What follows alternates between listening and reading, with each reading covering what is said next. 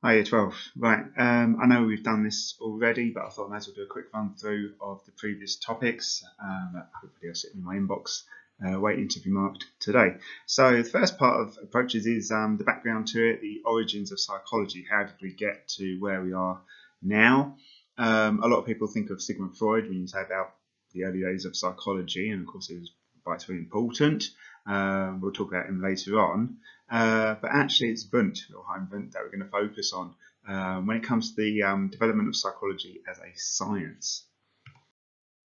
Okay, now I'd recommend this spread in the textbook at the beginning of the approaches section. It gives you a timeline through the development of psychology as a science, going back before Wundt, even the philosophers, those ideas very early on, moving through to sort of Freud and then Wundt, behaviourist approach, cognitive, social learning theory, cognitive approach, and so on through to humanistic, the biological approach running all the way through as well, right up to modern day cognitive neuroscience. So recommend you take a moment just to have a look through that spread, particularly from the sort of Wundt point onwards. So yeah, the founding father of experimental psychology, and hopefully you get the idea that experimental psychology is what it's all about.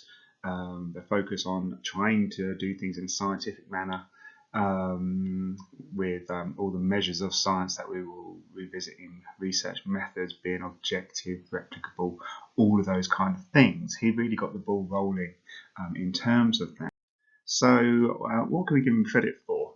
Well, you have the Institute of Experimental Psychology, founded by him in Leipzig, Germany. The lab within that dedicated to psychological experiments, as we would commonly see today. And yeah, really trying to get those features that I talked about, the direct observation, replicability, controls, all of that in place. The language that we use today, he was putting that in place. So we do have to be careful when we're talking about going back 100 years, whatever, in time. It's easy to be critical of these people, but you do have to give them credit for what they contributed and moved things on and contributed to where we are now. Okay, so when it comes to psychology as a science, he was really trying to put those initial things in place. Published first a textbook on psychology, so you've got the lab within the institute, you've also got the textbook.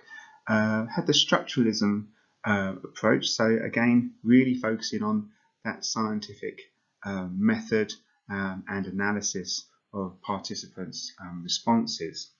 The broad thinking was the longer it took somebody to respond, the more mental processing was going on. Now, on the spec, you do need to be aware of introspection, and this is basically almost like a form of self-report where the participant would be exposed to a stimulus, be it a metronome, the ticking thing that you use. I used to have that in my piano lessons as a child, or anything else in a consistent manner, and the participants would report without hesitation what came to mind.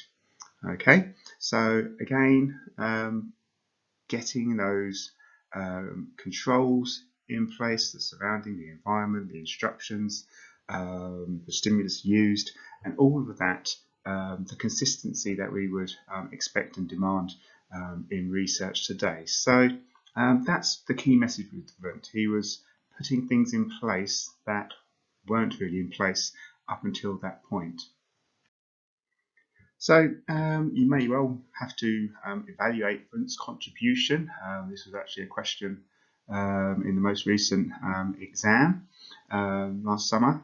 And yes, you did need to be able to evaluate, to have an opinion on these. You have to be a bit more flexible with the approaches topic on how you go about doing things. Once we've covered them all, we will be talking about comparing and contrasting approaches as well, something you have to do.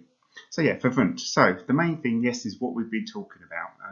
We're talking about the development of the psychology as a science, and he really got things moving in relation to that, putting things in place that we would expect to see now, and being very influential for the growth of psychology as a science through the institute, through the textbooks, through the lab, and through his methodology that he was trying to use. So we do have to give him credit for that.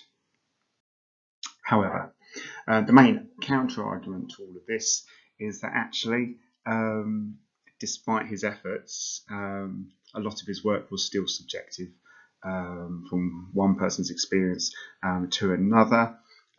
People may well be experiencing the same thing but reporting it in completely different ways. When other researchers tried his ideas, they didn't get that consistency of finding. That's crucial in psychology and science, that findings are replicable, you get that consistency.